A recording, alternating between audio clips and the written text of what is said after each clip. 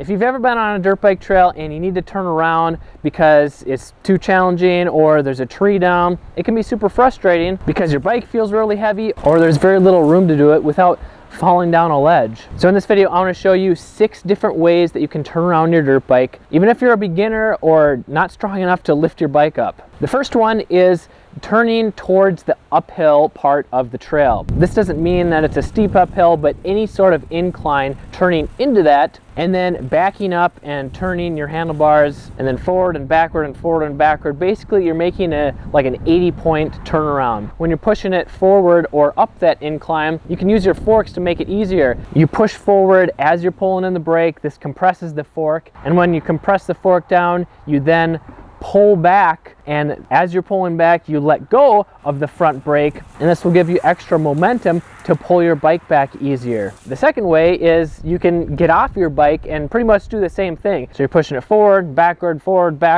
turning it a little bit each way until you get all the way turned around. You can also use that front brake to rebound the bike and pull it back with less effort. Number 3 is if you're strong or if you know how to properly use the leverage of your body, is getting off the bike, getting on the side of it that's more comfortable to you, grabbing the handlebar with your one hand and then grabbing back by the seat, usually the rear fender, or if there's a grab hold or maybe even the subframe, as long as you're not touching the hot exhaust. But then all you're doing is picking up the rear end of the bike, pulling it up towards your body and then shifting it over, whether it's a few inches or all the way around. If the bike feels super heavy, just do it an inch or 2 at a time. Number 4 is using the kickstand. I don't recommend this if you know that your kickstand is pretty weak.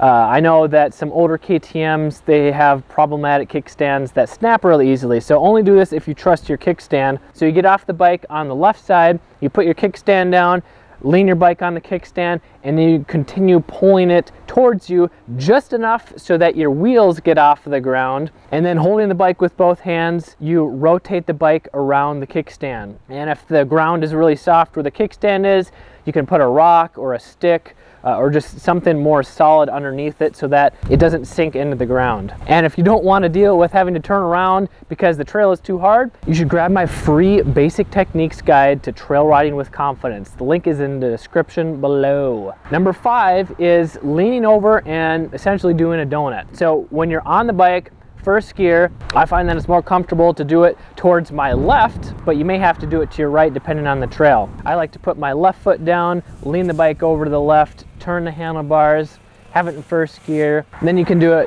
one of 2 ways. You can either slowly let the clutch out and slowly turn the bike around. The second way is better if you have less room to turn around, but it's also harder to control. All you're doing is letting out the clutch to break loose the rear wheel, get it spun around, then you can pull the clutch back in. And number 6 is the famous pivot turn. This is the most technical and challenging, especially if you're a newer rider, because it requires very precise clutch control and throttle control, as well as balance. If you're not comfortable wheeling, then you can just do little baby steps. To do this, you can put it in first gear, and essentially you're popping the clutch in first gear. And when the front wheel comes up, you're shifting the balance of the bike towards the direction that you want to spin it around. But there's 2 safety tips that you should know so that you don't lose control.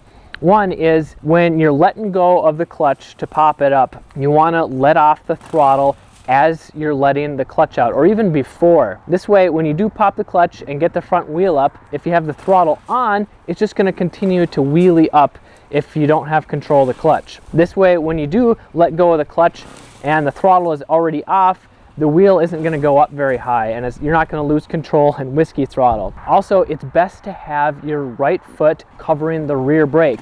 That way, if the front wheel does come up too high or too high for your comfort level, you can just tap the rear brake and bring the front wheel back down. Remember, start out slow, build your confidence, work on getting the front wheel up without letting the bike move forward. You can also use the momentum of the forks by holding the front brake and compressing them, and then letting the forks rebound and help pop your front wheel up. That's a more advanced technique that I can get to in a later video if you are interested. And if you do want to become a confident rider without taking years to learn how to do it, I recommend checking out this video right here. I'm Kelly Fager from MX Hideout. Ride safe, have fun.